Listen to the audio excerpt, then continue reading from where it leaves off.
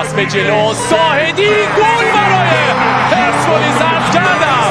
آتش زیادی داره برای گلزنی و بالاخره هدفش رو هم مشخص کرد.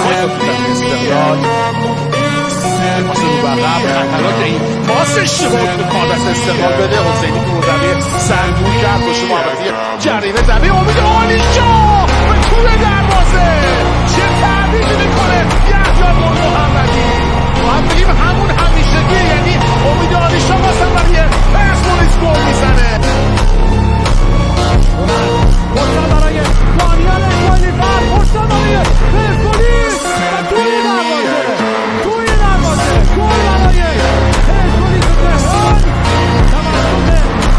شهاب میبرن به سمت راست زمین. حالا فرصت هست، ببینیم رو پای چپ میزنه. چه گلی هم میزنه آروم جلو میاد ترابی بالو شوت از راه دور آرونوف و گل. یک سوپر گل از آرونوف پیچه پشت محمد آرونوف یک ضربه خطرناک گل در همین شروع بازی به دست میاد برای تیم پرسپولیس. برای شدن استقلال خوزستان.